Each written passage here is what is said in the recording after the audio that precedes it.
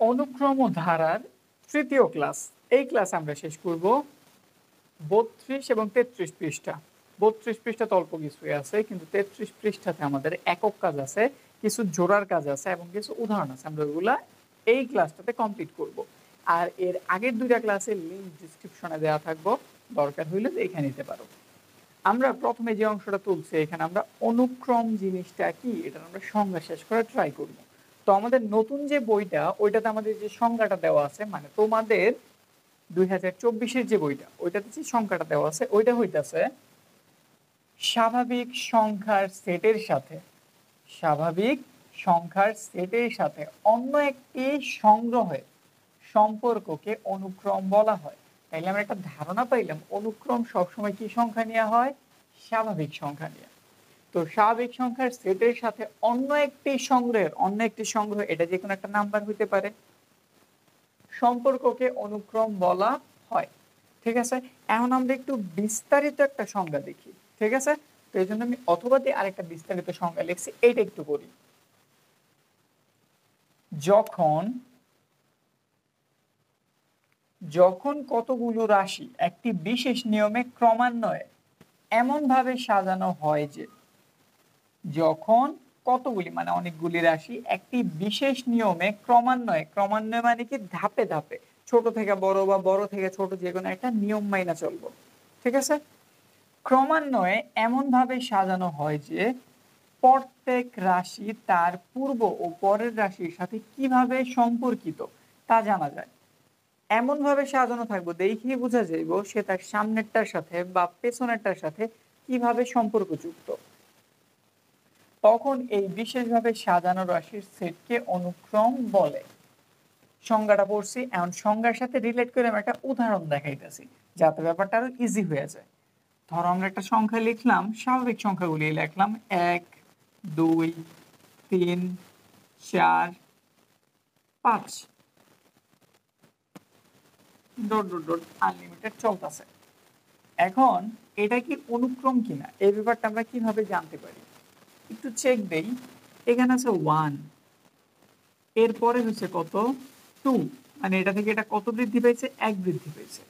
আবার 2 এর পরে এটা কত হয়ে গেছে, 3 হয়ে গেছে। এখানেও কত বৃদ্ধি পেয়েছে, 1। 3 থেকে এটা কত বৃদ্ধি পেয়েছে, 1। তাইলে আমি কি জানতাছি, আমার সামনের পদ থেকে পরের পদটা কত বেশি, 1 বেশি।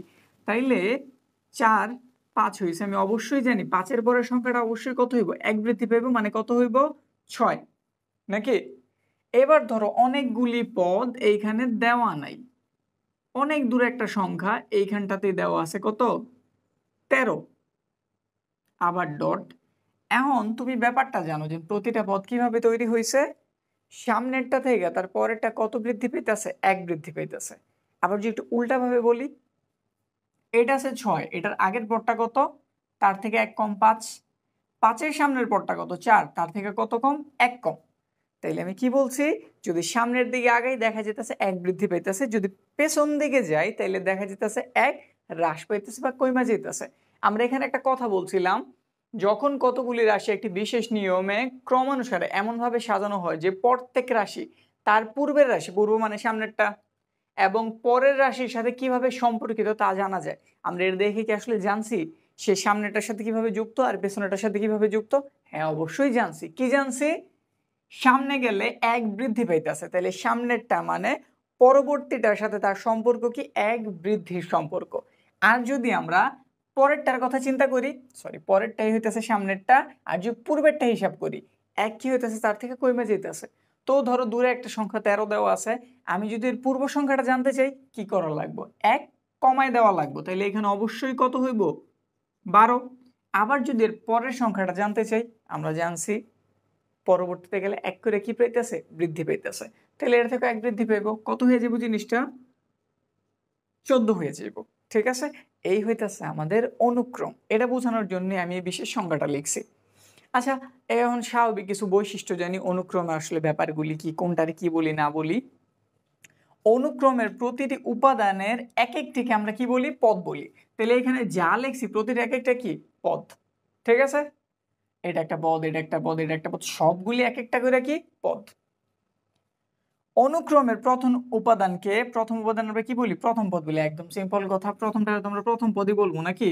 কিন্তু এটার একটা বিশেষ সিগনিফিকেন্ট আছে, এটা আমরা পরবর্তী যখন অঙ্ক করতে যাবো তখন এই ব্যাপারটা আসবো। এই জন্য শুধু আমি এটাই লিখছি, এটার প্রথম পদ বলবো, এটার দ্বিতীয় পদ, এটার তৃতীয় পদ, চতুর্থ, পঞ্চম, চলতেই থাকবো। তারপরে কি অনুক্রম লেখা হয় A1 A2 A3 A4, প্রতিটার মাঝখানে আমি কমা দিছি। বোঝানোর উদ্দেশ্য হইতাছে প্রথম পদ কমা, দ্বিতীয় পদ কমা, তৃতীয় পদ কমা, চতুর্থ পদ কমা, ডট ডট ডট এনতম পদ কমা। এইখানটাতে তাইলে A1 দিয়ে আমি কি বুঝাইছি? এটা দিয়ে আমি বুঝাইছি প্রথম পদ। প্রথম পদ এটা অবশ্যই তাহলে কি পদ? দ্বিতীয় পদ নাকি? সেম ভাবে এটা তৃতীয়, এটা চতুর্থ, এটা এনতম। কততম? এটা হইতেছে আমাদের এনতম পদ। এই ছিল আমাদের অনুক্রমে ছোট্ট কিছু সংজ্ঞা। এখন আমরা কি করতে পারি? এখন আমরা যাইতাছি 32 নম্বর পেজে একটা উদাহরণ আছে, ওইটা থেকে আমরা শুরু করতেছি 33 নম্বর পেজ পর্যন্ত। 32 পৃষ্ঠার উদাহরণ 1, 1 1 1 ডট ডট, তারপর আবার 1 ডট ডট।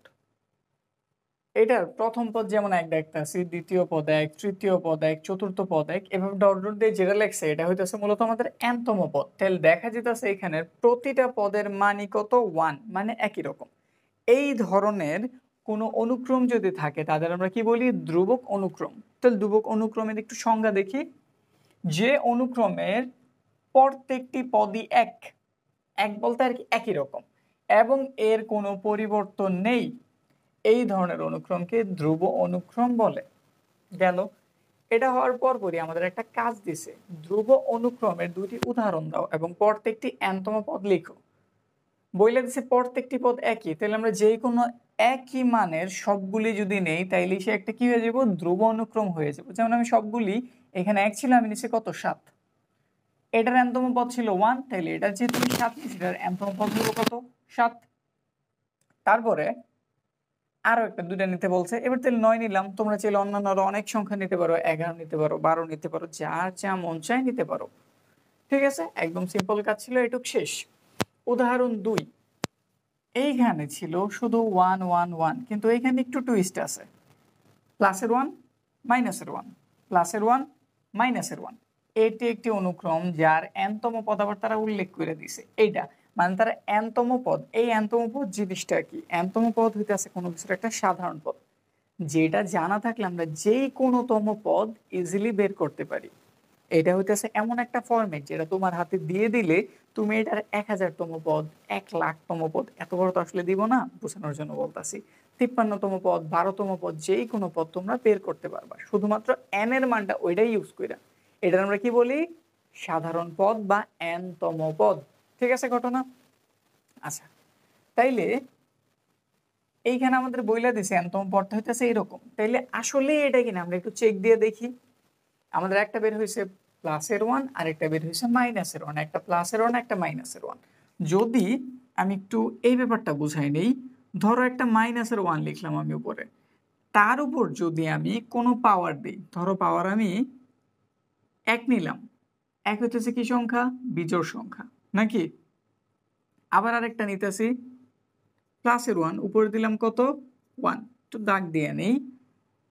তারপর 1 নিলাম, এখানটাতে আমি নিলাম 2, 1, এখানটাতে আমি নিলাম 2, 1 3। ব্যাপারটা আমি একদম ক্লিয়ার করে দেওয়ার জন্য একটু বড় করতেছি ব্যাপারটা, ঠিক আছে? একটু ধৈর্য নিয়ে দেখো, এই বিষয়ে আর কোনো প্রবলেম থাকবো না। ঠিক আছে, চাইলে আরো লিখতে পারতাম। এখন ঘটনা হইতেছে আমরা জানি এটা কি 1, মানে এখানে কি আছে? মাইনাসের 1 একটাই আছে, তো তার চিহ্ন কত থাকবো? মাইনাসই থাকবো। ঠিক আছে, কিন্তু এটার দিকে তাকাও, মাইনাসের 1 উপরে কি দেওয়া আছে? স্কোয়ার দেওয়া আছে। তাহলে -1 মানে কি? তার উপরে স্কোয়ার থাকার মানে হইতেছে একটা -1 গুণ আরো একটা -1, মাইনাসে মাইনাসে কি হয়ে যায়? প্লাস। আর এক এক গুণ করলে কত হয়? ওই একই হয়। তাইলে যখন আমরা -1 স্কোয়ার করলাম তার মান বেরোইল +1। এবার আবার 3-এরটা করি, 3 মানে কত? -1 কিউব। এর অর্থ হইতেছে একটা -1 গুণ একটা -1 গুণ একটা -1 গুণ। তো একটু চিহ্নের হিসাব দেই, মাইনাসে মাইনাসে প্লাস হইল, আবার প্লাসে মাইনাসে কি হয়ে গেল? মাইনাস হয়ে গেল। তাহলে এটার মান আমরা কি পেলাম? -1। ঠিক আছে না? তাইলে আরেকটু করলে হয়তো ভালো হইতো, একটু তাড়াতাড়ি করি। -1 এখানে কত দিয়ে দিলাম? 4। -1 এখানটাতে কত দিয়ে দিলাম? 5। -1 ইন্টু -1 ইন্টু -1, একটা দুইটা তিনটা লাস্ট চারটা, মাইনাসে মাইনাসে প্লাস, প্লাসে মাইনাসে মাইনাস, মাইনাসে মাইনাসে কি হয়ে গেল? প্লাস হয়ে গেল। তাহলে এখানটাতে আমরা কি পেলাম? প্লাস পেলাম। এখন 5টা, এটার সাথে আরেকটা যদি গুণ করে দেই, প্লাসে মাইনাসে আবার কি পাওয়া যেতেছে? মাইনাস। ব্যাপারটা কি বুঝা গেছে? বলার আগে আশা রাখি বুঝা ফেলছো কি হইতেছে ঘটনাটা। একটা মাইনাসের বের হইতেছে, একটা প্লাসের বের হইতেছে, একটা মাইনাসের, একটা প্লাসের, একটা মাইনাসের। কিভাবে? 1 কি সংখ্যা, জোড় নাকি বিজোড়? বিজোড়। বিজোড় হইলে মাইনাসের বের হইতেছে। 3 কি সংখ্যা, জোড় না বিজোড়? বিজোড়। বিজোড় হইলে মাইনাস বের হইতেছে। 5 কি সংখ্যা, বিজোড়, মাইনাস বের হইতেছে। তাইলে মাইনাসের কোনো কিছুর উপরে যদি আমাদের বিজোড় পাওয়ার থাকে, কি পাওয়ার থাকে? বিজোড় পাওয়ার থাকে, তাহলে মাইনাসটা মাইনাসই থাকে। মাইনাসটা কি থাকে?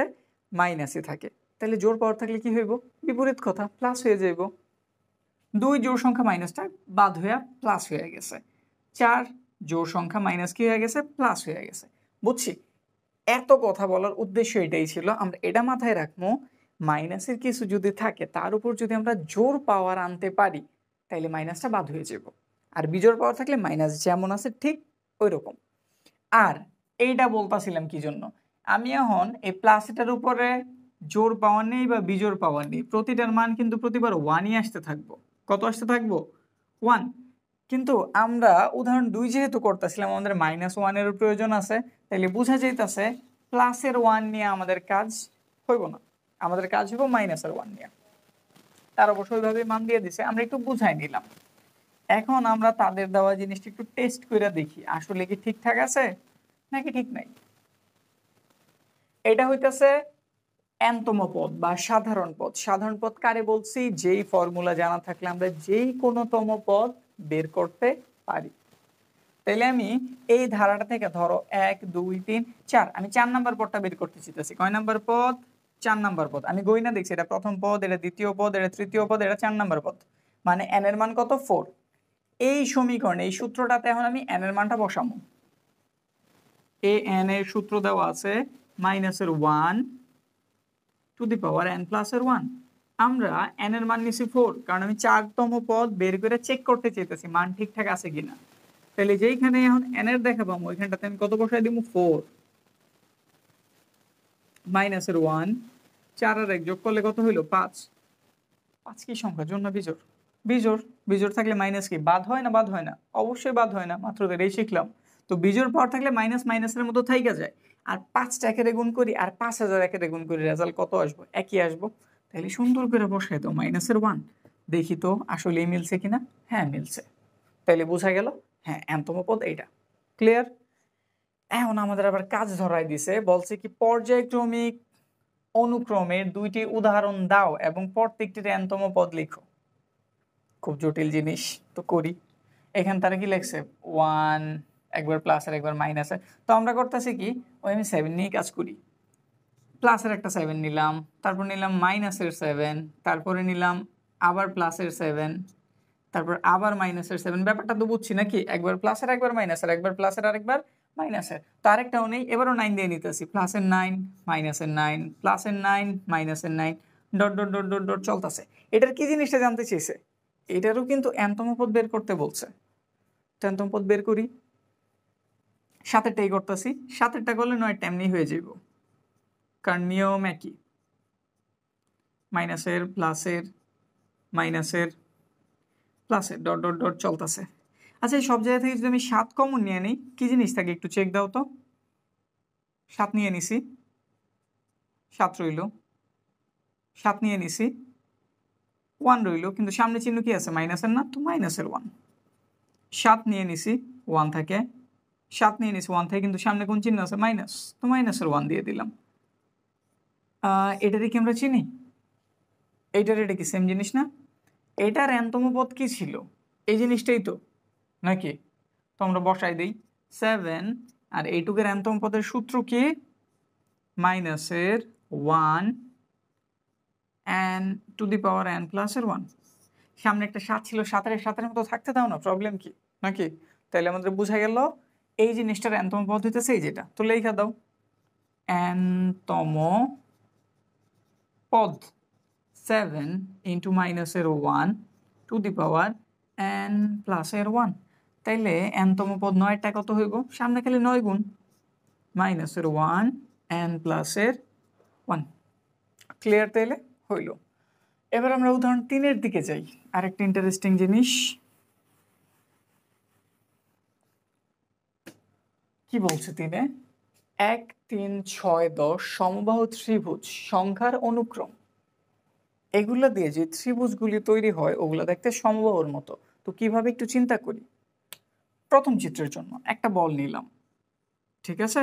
তো দাগ দিয়ে দেই, এই যে একটা ত্রিভুজ হয়ে গেল। এটা হচ্ছে আমার প্রথম চিত্রের জন্য। এবার পরেরটা করলাম কি, দুইটা বলরে নিচে দিলাম, আরেকটা বলরে কই দিলাম? উপরে। এই যে আমার আকার কারণে হয়তো দৈর্ঘ্য প্রস্থ এদিক সেদিক হইতেছে, কিন্তু এই জায়গায় তিনোটা বাহুই সেম সেম, ঠিক আছে? 3টা দিয়ে এরকম হইলো। এবার 6টা দিয়ে তৈরি করি তো।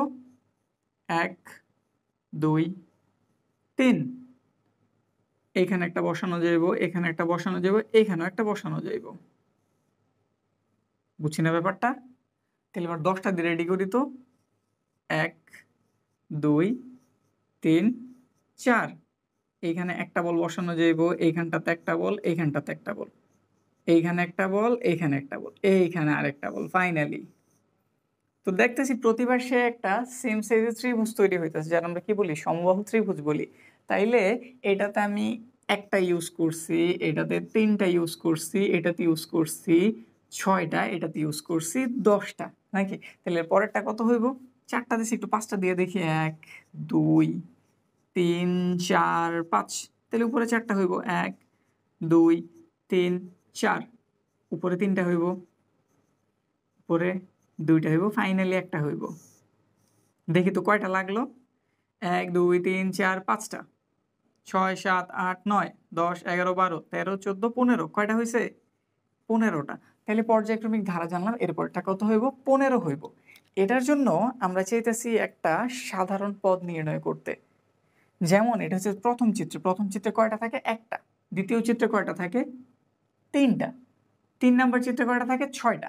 এখন যদি আমি জানতে চাই 53তম চিত্রে কয়টা থাকবো, তাইলে ওইটা বের করার জন্য যে জিনিসটার আমার দরকার ওইটাই হতেছে আমাদের এনতম পদ। আমার টার্গেট হচ্ছে এইখান থেকে কি বের করা? এনতম পদ বের করা। তাইলে আগে আমি একটু ব্যাপারটা বুঝি যে জিনিসটা হইতাছে কিভাবে, একটু চেক দিই। এটা বুঝছি, এই চিত্রটা বইয়েও আছে, তো মুছে দিলাম, কোনো প্রবলেম নাই, বই থেকে দেখে নিও যদি দরকার লাগে। একটু স্বাভাবিক সংখ্যার দিকে তাকাই। 1 2 3 4 5 6 7 ডট ডট ডট ডট চলতেছি। এখানে একটা সংখ্যা আছে, লিখলাম 1, নাকি? এখন দ্বিতীয়টা দিয়ে দোনটার যোগ করো তো। 2 আর 1 যোগ করলে কত হয়? 3।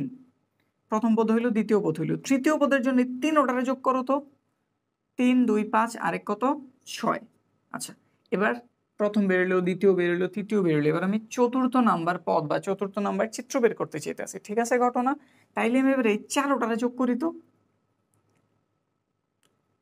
1 2 3 3 3 6 6 4 10।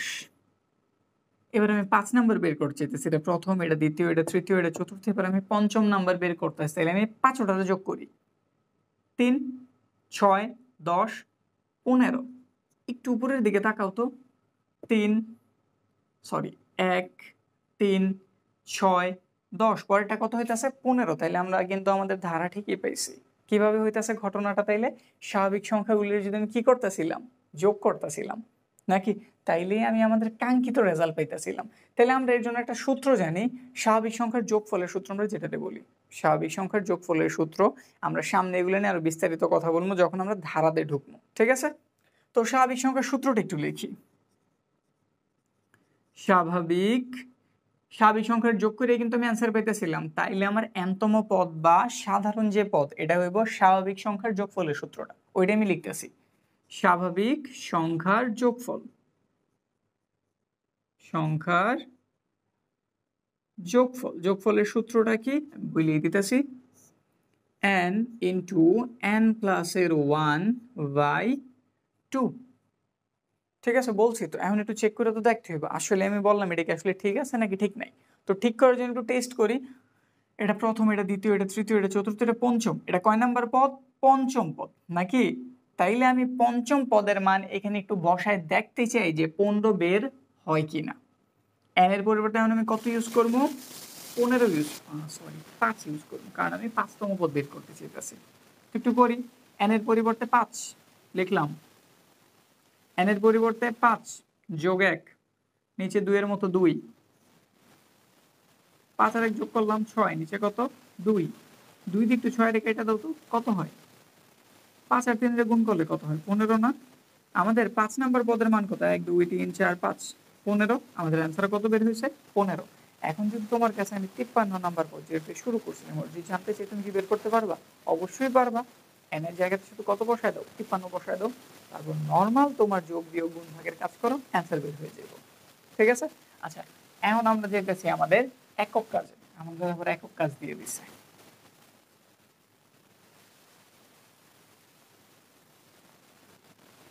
একক কাজে বলছি কি বর্গাকার সংখ্যার অনুক্রমটি লিখো এবং বর্গের সাহায্যে চিহ্নিত করো। মাত্র তো আমরা ত্রিভুজ করলাম সমবাহু, এবার আমাদের বর্গ বানাইতে বলছে বল দিয়া। তাহলে বল দিয়ে বর্গ বানাই। একটা বল নিলাম, এদিক দিয়ে দৈর্ঘ্য প্রস্থ সব দিক দিয়ে সমান। আমার আঁকা একটু অন্যরকম হইব, একটু কষ্ট করে বুঝে নিও, তত আমি আঁকায় এক্সপার্ট না। এটা হইল। এবার বর্গ তোমরা সবাই জানি নাকি? এইভাবে যতটা থাকবো এইভাবে ঠিক ততটাই থাকা লাগবে, তাইলে তো বর্গ হয়। নাও, এবার তিনটা তিনটা নেই, তাহলে যদি আমি এই বরাবর তিনটা নেই, আমার এই দিকেও কয়টা নেওয়া লাগবে? তিনটাই নেওয়া লাগবে। আগে বলছিল আমার কি করতে? বর্গের সংখ্যার অনুক্রম লিখতে। চিত্র পরে বলছিল, আগে আমি চিত্রই শুরু করছি নাকি? তো চিত্র কি বুঝছি? একটা দুইটা তিনটা, এরপরটা তোমার মাথায় অলরেডি এসে পড়ছে, 4 নেওয়া হইব। তাইলে আমরা কি করতে পারি? 1 2 3 4, এখানে 4টা হইলে এইখানেও কয়টা হইব? 4টা। 3টা হইছে অলরেডি, এই হয়ে গেল আমাদের 4টা। এখানে কত সংখ্যা? 1। এখানে কয়টা লাগছে বল? 4টা। এখানে কয়টা বল লাগছে? 9টা। এখানে কয়টা বল লাগছে? 16টা। তাহলে ব্যাপারটা একটু চেক দেই। 1 কত? 4 কত? 9 কত? 16 ধরলাম, চলতেছে। আচ্ছা, এটা যেই কথা, 1 স্কোয়ার, 2 স্কোয়ার, 3 স্কোয়ার, 4 স্কোয়ার, বুঝছি না? এরপর তাহলে কত হইব? 5 স্কোয়ার। এরপর তাহলে কত হইব? 6 স্কোয়ার। এই যে আমরা আমাদের সাধারণ যে পদটা ওটা পেয়ে গেছি। কি করতে হইতেছে জিনিসটারে? যে কোনো একটা পদের স্কোয়ার করা লাগতেছে। তাইলে আমাদের এনতম পদ কি হইব? N square. তাহলে সুতরাং এন তম পদ এন স্কোয়ার। প্রথমে এটা লিখবা এনতম পদ। আমাদের কাছে কি জানতে চেয়েছে? বর্গের সংখ্যার অনুক্রমটি লিখো। অনুক্রম হইব কি? এই যে এটুকু আগে লিখবা। ঠিক আছে? তারপর কি বলছে? বর্গের সাহায্যে চিত্র অঙ্কন করো, তারপরে চিত্র অঙ্ক দিবা। এটা হচ্ছে আমাদের প্রথম পার্ট। তারপর করবা এইটুক। আমি আগে চিত্র বুঝাইছি, পরে এটা করছি, এই জন্য আগে পরে হয়েছে। কিন্তু বইলা দিলাম, যদি একক কাজ অনুসারে জানতে চাই এটা আগে করবা, তারপরে এটা করবা।